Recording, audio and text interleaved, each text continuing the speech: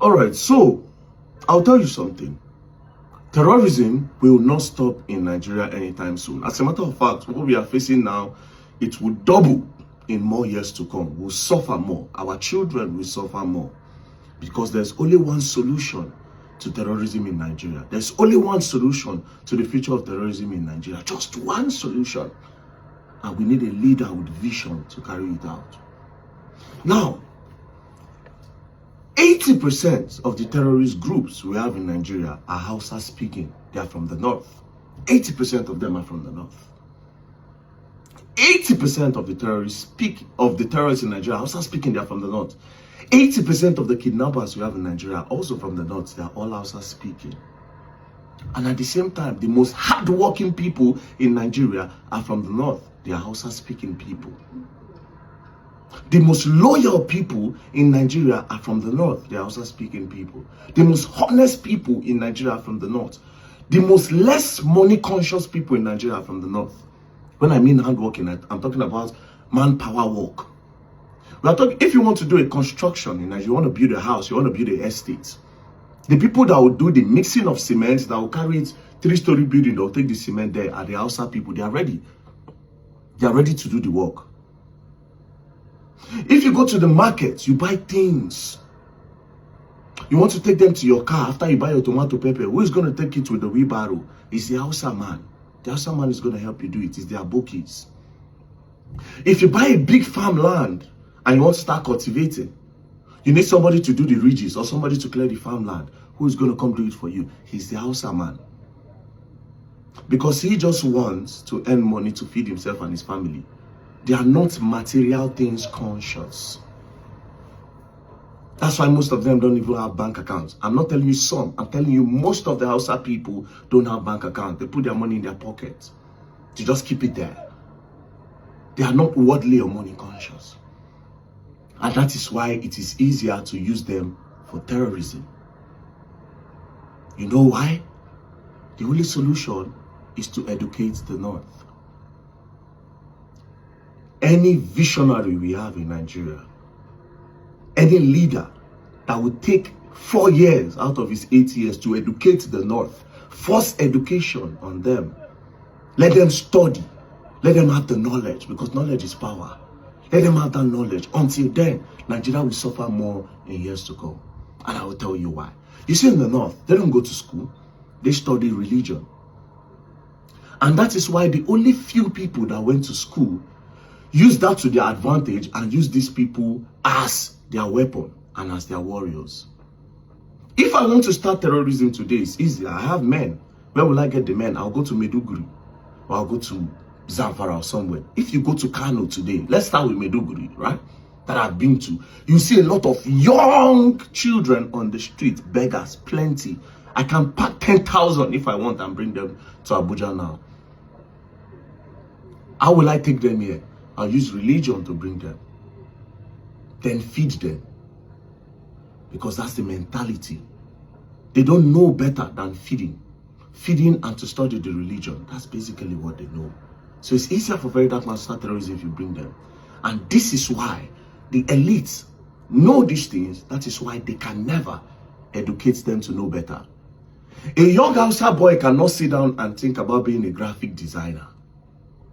A young Hausa boy cannot sit down and think about studying technology. They don't do it there. Again, that is why the few that went to school are the ones controlling the whole region. And they use it to their advantage. And once they study, what do? The ones that go to school, they use it in politics. They become politicians. And where do you get the highest number when it comes to politics? You get it in the North. All they have to do is to tell them, this person does not agree with our religion. And they go against you. You see? There's a whole lot of power there.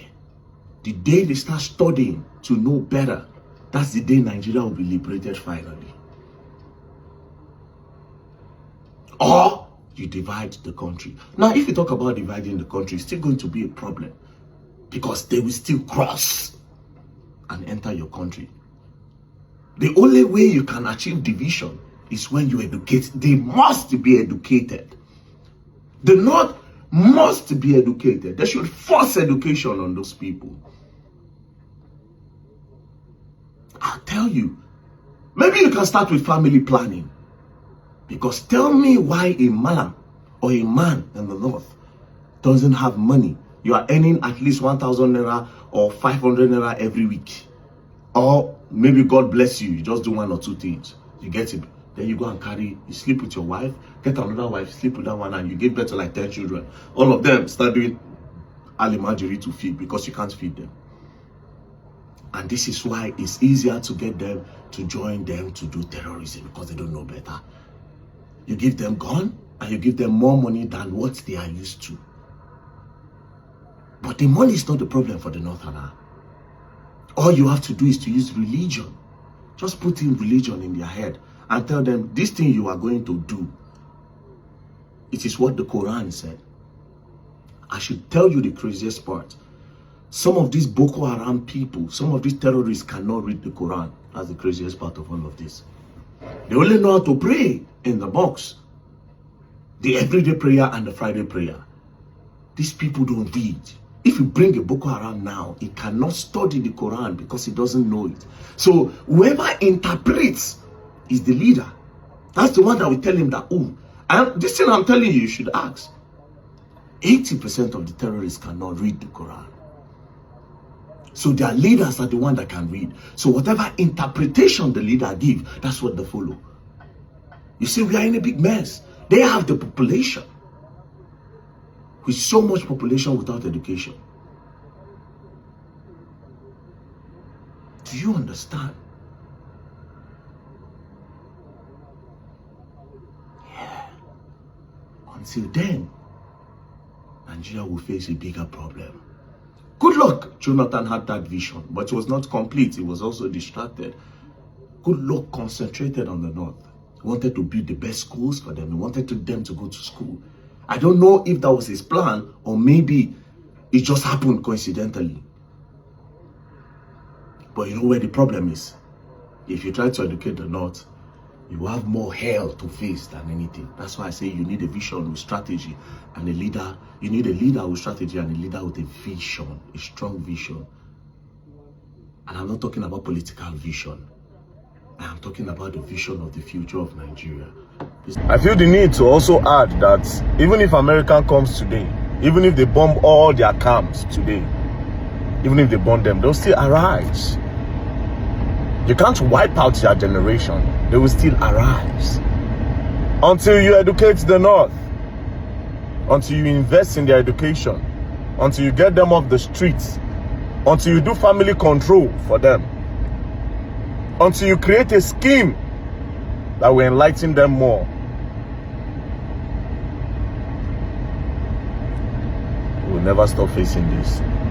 I promise you. I promise you. Peace and love, don't break.